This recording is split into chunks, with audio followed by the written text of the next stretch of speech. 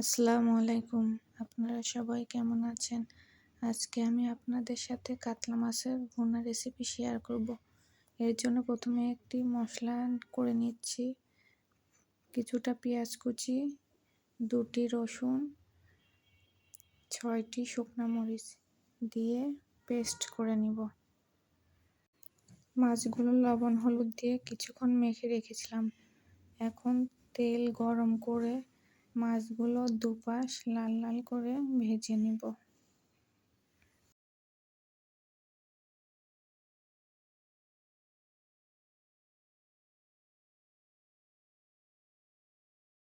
মাছগুলো ভাজা হয়ে গিয়েছে, এবার আমি মাছগুলো উঠিয়ে নিব।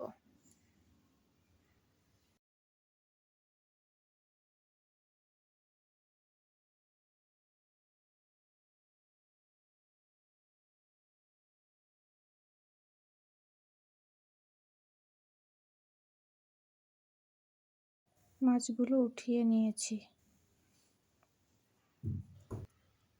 এখন এই তেলের মধ্যে আরও কিছুটা তেল দিয়ে দিলাম 4টি পেঁয়াজ কুচি। এখন কিছুক্ষণ নাড়াচাড়া করে পেঁয়াজগুলো ভেজে নিব। পেঁয়াজগুলো ভাজা হয়ে গিয়েছে, এর মধ্যে দিয়ে দিলাম 2 চা চামচ আদা বাটা।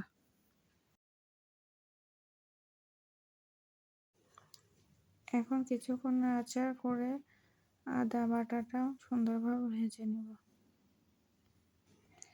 পেঁয়াজ রসুন শুকনো মরিচের যে পেস্টটি বানিয়ে নেওয়া হয়েছিল, এখন সেটি দিয়ে নাড়াচাড়া করে কিছুক্ষণ ভেজে নেব তেলের উপরে।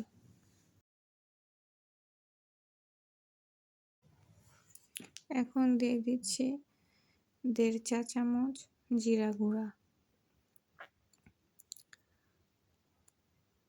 1 চা চামচ ধনিয়া গুঁড়া দিয়ে কিছুক্ষণ মশলার সঙ্গে কষিয়ে নিচ্ছি।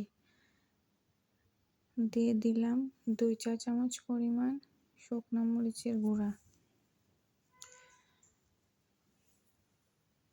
1 চা চামচ হলুদের গুঁড়া। এখন নাড়াচাড়া করে মিশিয়ে নিব। দিয়ে দিলাম পরিমাণ মতো লবণ।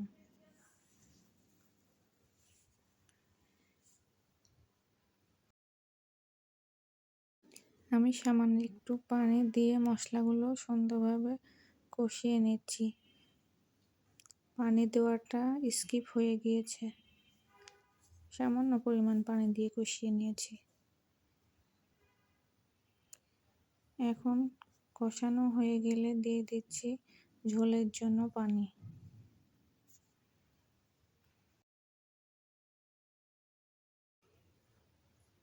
ঝোলে বলক চলে এসেছে, এবার এর মধ্যে দিয়ে দেব ভেজে রাখা মাছগুলো। এবার জাল দিয়ে পরিমাণ মতো ঝোলের পানি শুকিয়ে নিলে রেডি হয়ে যাবে কাতলা মাছের ভুনা।